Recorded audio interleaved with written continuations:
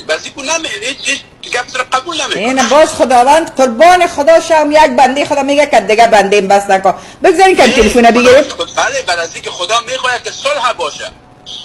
خب چرا خدا نمیتونه که کلگی به صلح بیاره؟ خدایی را گفته، حتی خدا گفته که کسی که پیام مرا رد میکنه او جاهل است. ولی خب گپ من نیست، گپ قرآن است. خودت به قرآن اعتقاد داری یا نداری؟ ما به هر چیز اعتقاد دارم، منتها کنجکاوی دارم. نه به قرآن اعتقاد داری یا نداری؟ بله.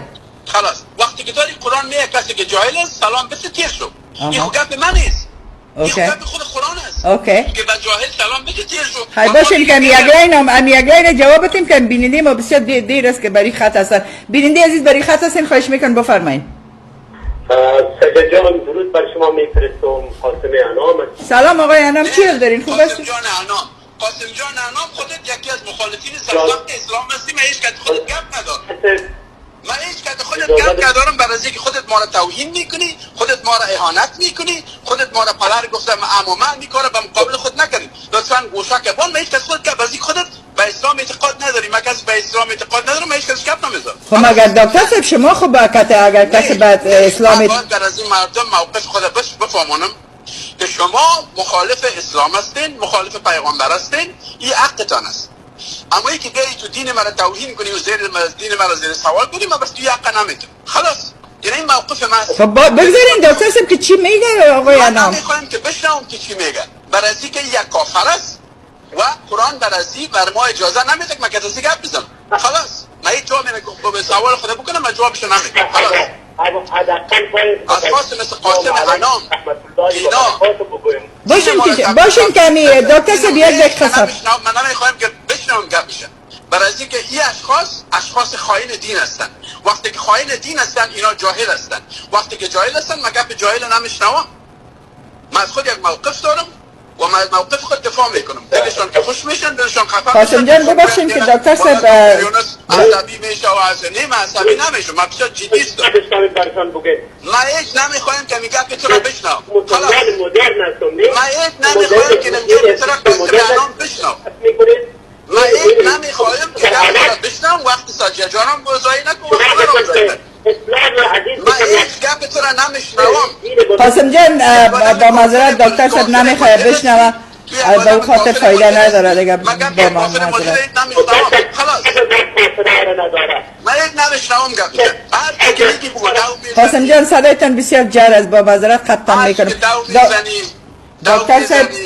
دکتر صاحب شما دکتر صاحب گل به شما جاهل هستید. قرآن بر من اجازه نداده که مگر جاهل مگر دکتر صاحب شما گفتین یک مسلمان مدرن هستین. من مسلمان مدرن هستم. من مسئول به این که کسی دین مرا توهین نکنه، کسی دین مرا اهانت نکنه.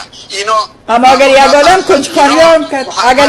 کنجکاوی هم کرد توهین میشه. اینا محمد دروغگوی گفتن، قرآن ناقص گفتن، اینا خیانت کردن به دین. من که یک آدمی که من موقف خود روشن میکنم سجاد. بله موقف من نه ما به موقفتان احترام داریم. بیا دکتر صاحب بله. بله من گپ ندارم. بله بیننده عزیز برای خط هستین، خواهش میکنم بفرمایید. خلاص کوتاهش کن. درود به شما سجاد جان مبارک. سلام، چی حال دارین بیننده عزیز گل؟ بفرمایید. تشکر. میخوایم چند کلمه اگر شما برای وقت اجازه بدید راجع به شرایط افغانستان و مناظره آقای محترم فرید یونس حرف بزنم که دیروز ما شاهد بودیم و دیدیم مناظره را و ما خودمون تصمیم گرفتیم. من کامنت های دارم.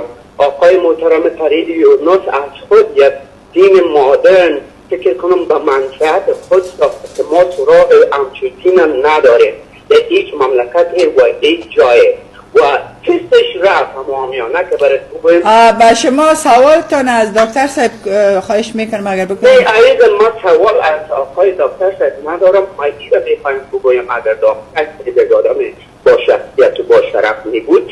نه سعی کنین این توهین است. این توهین است. آدم توهین میکنه. این توهین است. به شخصیت من، به شخصیت پدر من مرا بیشرف شرف میگه. نه این توهین از دکتر صاحب. اشخاص مثل نیم اشخاص و اشخاص مثل قاسم انا من به رسمیت نمیشناسم. دکتر صاحب مستن معذرت. دکتر صاحب دکتر صاحب مستن معذرت میخوام. خودت دارم خودت ایش نمی اگر زن مسلمان هستی ایخ آزادی بیان کلام. ما ازتان معذرت میخوام دکتر صاحب بسیار زیاد میبخشید. معذرت بخونین یا آدم هم قطع کنین. قطع کردم.